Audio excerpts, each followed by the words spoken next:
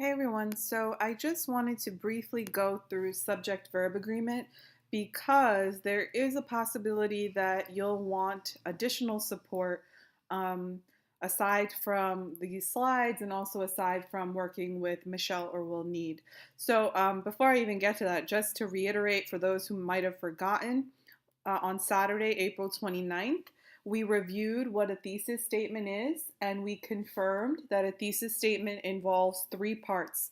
The first part is where you present what some group of people or some particular person is saying on the argument you've chosen. So, if the argument that I want to propose has something to do with the legalization of marijuana, then my they say portion would present maybe what scientists are saying about that, economists are saying about that, students, parents, etc. So there's the they say, then there's the part where I present my position, and then there's the part where I indicate why I believe what I believe. So why I have the position that I have. And so I explained to you that this part, the reasons, is something that will ultimately lead to your body paragraph. So if you list two reasons, reason number one can become body paragraph number one, reason number two can become body paragraph number two. Additionally, we looked at some thesis statements you created and we corrected them. And we talked about this concept parallelism. And we also reviewed this idea of agreeing or disagreeing with reservation. And we wrote down that when you agree with reservation, what you're saying is, my main position is that I agree with what these people are saying, right? These people meaning that they say. So if I have, for example, scientists believe marijuana is healthy for individuals, right? Or scientists believe marijuana should be legalized because it has health benefits. If I mainly agree, I would say, in fact, this is true. And if I want to indicate a reservation, that is the one thing that I agree with the other side on, I would say, in fact, it is true. There are many health benefits. However, what would be a reservation about marijuana? However, it is possible that legalizing marijuana would cause an increase in drug abuse in teens. So again, I basically agree with what the scientists are saying. We should legalize marijuana. My only reservation, my only concern, right, is that it might lead to an increase in drug abuse with teens. Same thing with disagree with reservation, right? So if I want to say scientists are wrong, right? We should not legalize marijuana. But I just want to indicate the one moment where I do agree, my one reservation. I can say scientists are wrong. We should not legalize marijuana. However, um, you know, there is a usefulness of marijuana in treating epilepsy. So there's my reservation. And I mentioned to Siham, because Siham was a little bit apprehensive, as were some other folks, that if you're not understanding reservations yet, just do the agree or disagree, right? I agree with what they're saying, I disagree with what they're saying, and that is totally fine. We looked at some examples, and now I want to get into subject-verb agreement. So first, we need to understand what a subject and a verb is. A subject is an idea, is a noun, right? A verb is an action. A verb can also be is, are, were, was, right? Those helping verbs, those linking verbs, those are also forms of verbs. So it's important that when you're writing a sentence, you understand, you circle what the subjects are and the verbs attached to those subjects. Because when we're talking about subject-verb agreement, what I'm really talking about is, are your subjects and corresponding verbs matching? Specifically, are they matching in terms of singularity and plurality? So if you have a singular subject, does the corresponding verb come in singular form? If it does, your subject and verb agree. If it does not, that's when you run into grammatical issues. So Back to the point that I was making before, you want to know what the subject and the verb is. So, car, right, is a subject, it's a noun. And what is the car doing? It's staying. So, that's the verb. Notice car is singular. And so the verb here in present tense has an S. That's the biggest issue that students have when it comes to subject verb agreement. When you have a verb that is in present tense, if it is attached to a singular subject, it must have an S. If it is attached to a plural subject, there is no S required. Now, the reason why people make this mistake is because you would think, oh, if it's plural, you add an S to the verb. It's actually the exact opposite. So if that helps you think of it in that way, logically, you would add an S for plural, but you have to do the exact opposite.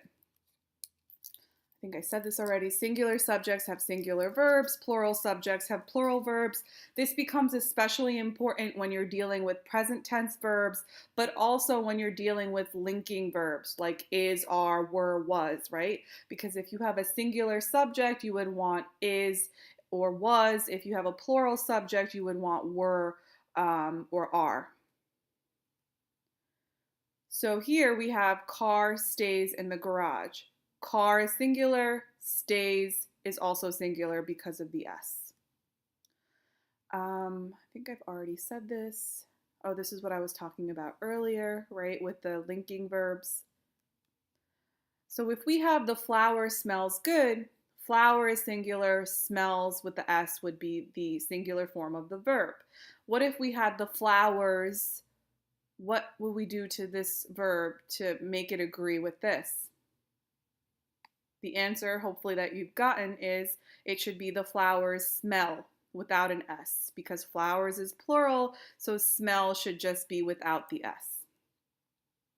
Okay, so that's the basic rule. Now I'm going to go through some other rules. The second rule being a lot of times you'll have a main subject and then you have what's called a prepositional phrase that follows. So prepositions are words like of, to, after, before, under, right? Those phrases do not impact whether the subject is singular or plural. In other words, one is the subject here. Of the eggs is irrelevant. It doesn't matter that eggs is plural. The subject here is one, and this is the subject that's attached to this verb is. So one, singular, is singular, okay?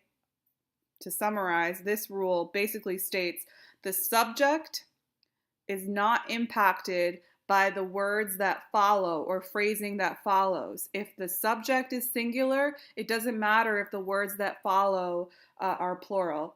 Similarly, if the subject is plural, it doesn't matter if the words that follow are singular. You're dealing with the main subject, the one subject. The way that I like to, note this, if you have the time or energy, is to look into prepositional phrases, because often the mistake that happens is you have a subject and it's followed by a prepositional phrase like of the eggs, and students get tripped up with eggs. So they'll say one of the eggs are broken. But if you note that of is preceding this subject, you would immediately know, oh, this is part of a prepositional phrase. So hopefully that makes a little bit of sense. Okay, so let's go through this together. Your friend, singular, talks too much. The man with the roses, see, with is another example of preposition. With the roses, irrelevant. The man is the subject. He's the one looking, right? So the man looks like your brother. The women in the pool, same thing. In is a preposition. The pool is singular, but the subject here, right? The people that are swimming are the women. So it would be the women in the pool swim. Bill, singular, drives. The football players, plural, run. That red-haired lady in the fur hat, same thing. I mean, it would be the same, but in the fur hat is a prepositional phrase, so it's irrelevant. The thing that's doing the verb or performing the action is that red-haired lady. She's singular. So she lives across the street. He, singular, cooks. The boys walk. Boys is plural. The weather on the coast appears to be good this weekend. And the reason for this is weather is a singular idea. The center, one person on the basketball team, bounces. Again, on the basketball team is irrelevant. The basketball team is not the one doing the bouncing, it's the center that's doing the bouncing. So therefore, it's bounces. All right. Rule number 3. There are some subjects that you'll find that you might think are plural, but in fact are always singular. And this is a list of those subjects. Each, someone, either, anyone, neither, nobody, one, somebody, no one, anybody, everyone, everybody. It appears to be plural because you think, well, someone out of many, anyone out of many, but in fact, the use of one, the use of everyone, the use of each implies that you're actually talking about one thing, a singular idea. So anytime you use these words as a subject, you want your verb to be singular as well. Someone in the game was hurt. Neither of the men is working. So that's my explanation of that rule. I know I hope I'm not going too fast, but if I am, you can sort of slow me down and or clarify with Michelle or will need.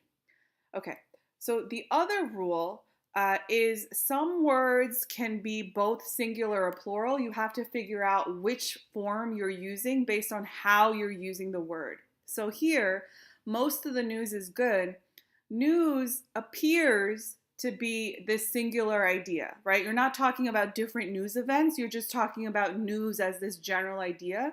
So is the singular verb that you use. Here, most of the flowers were yellow because you're referring to, I would say you count flowers. So when you say most of the flowers, I think of multiple roses, multiple tulips. You use were, which is plural.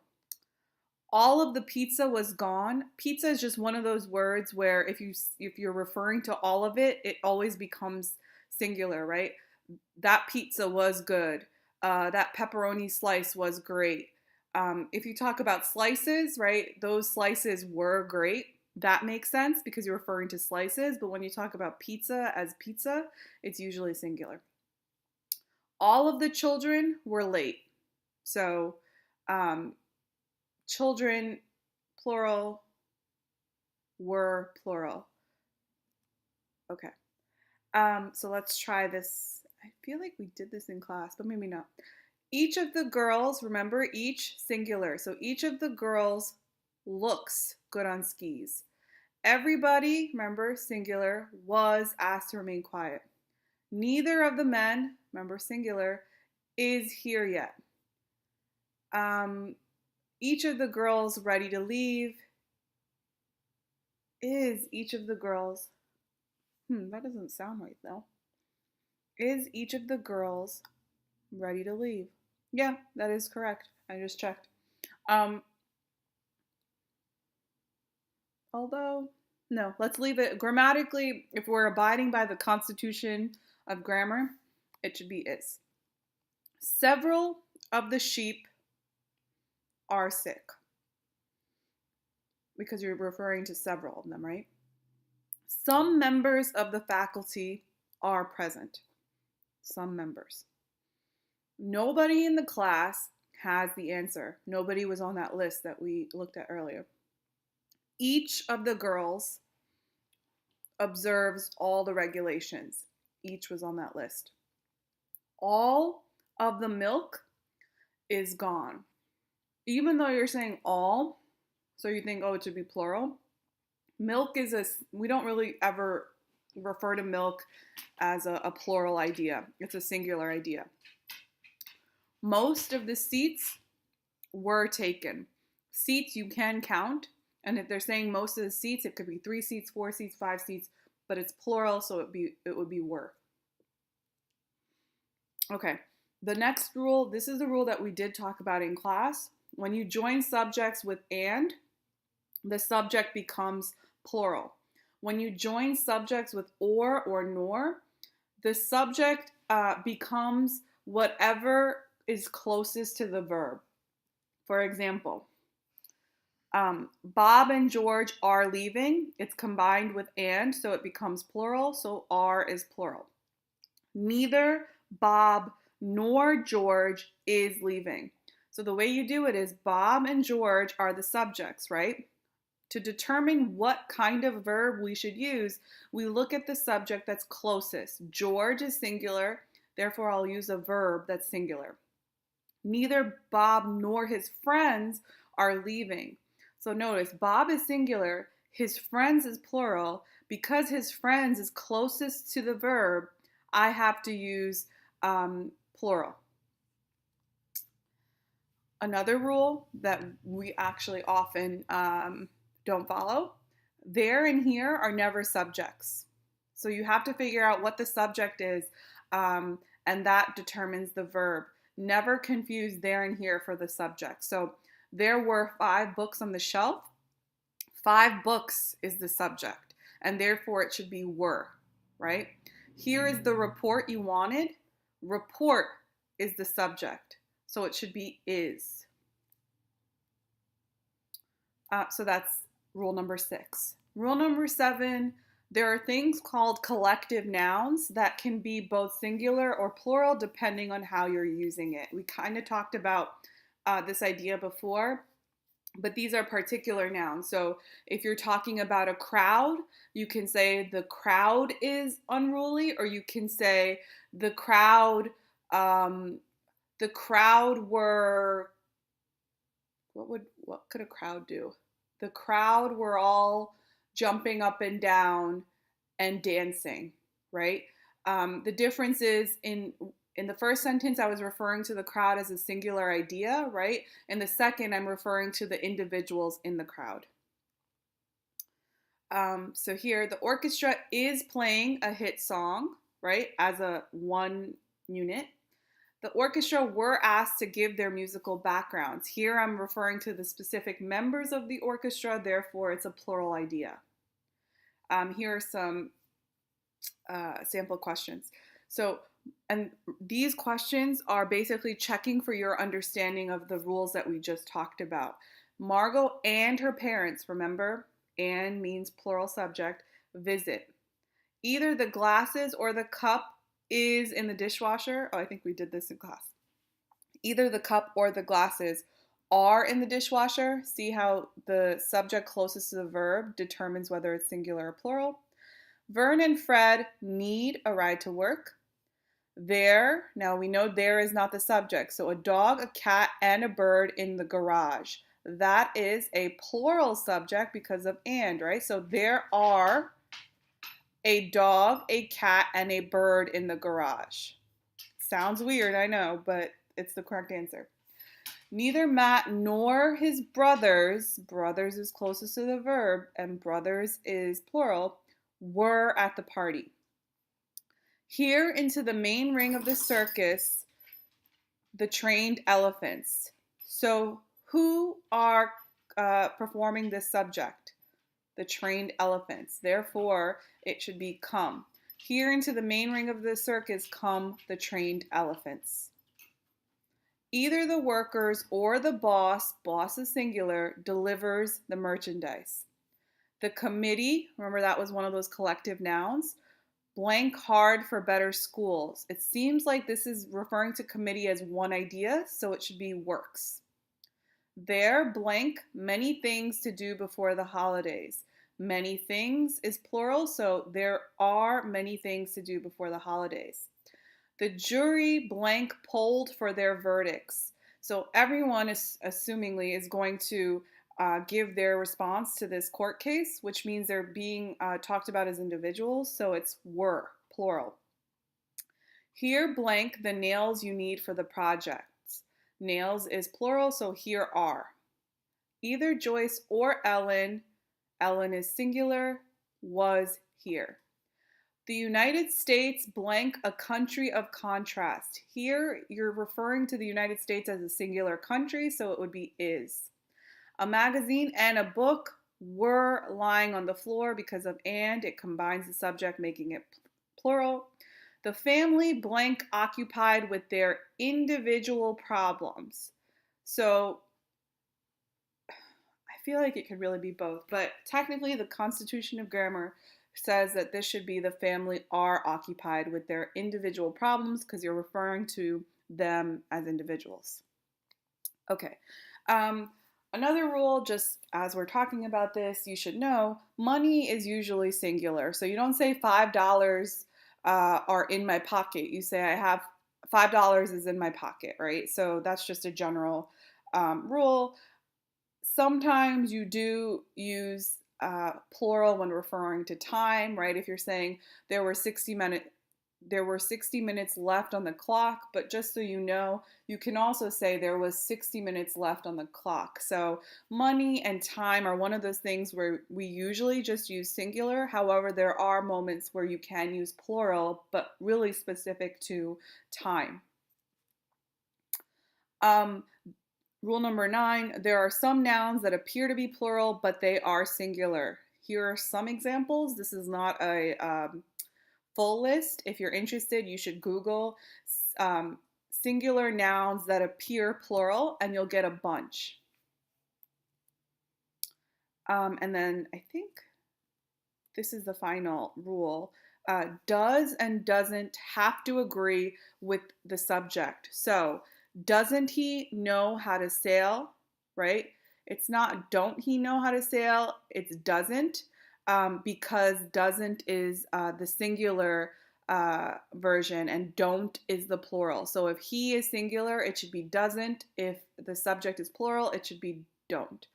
I think that's kind of an easy rule, but just so that we have the rule attached. All right, so this is our last survey of questions. Mumps, remember, looks like it should be plural, but it's singular. So mumps is $100.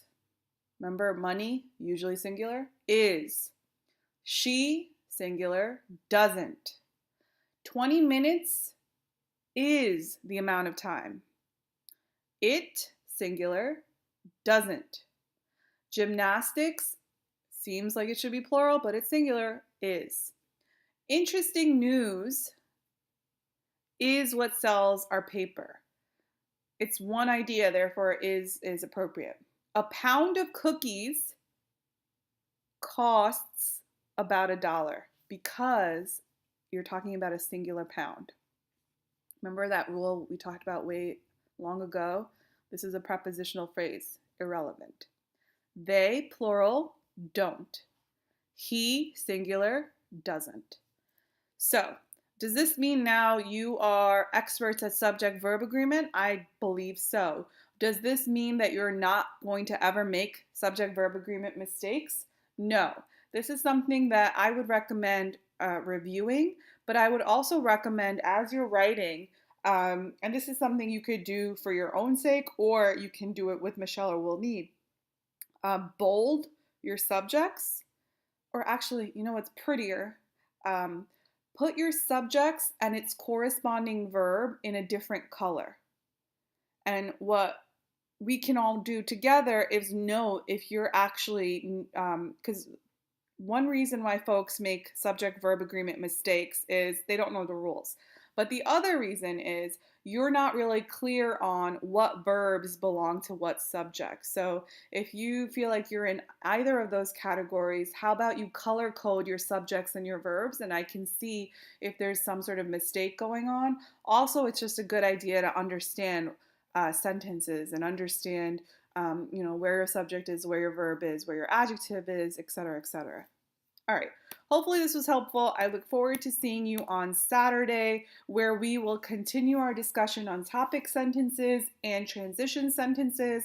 I will just let you know right now, we are going to probably have to skip over our grammar lesson on gerunds and infinitives, but that's fine because I'm planning on doing this exact same thing, which is talk you through these concepts. But in the interim, if you wanted to review these slides and maybe go over them with your tutor, I think that would be a fine decision. All right, I'll see you soon.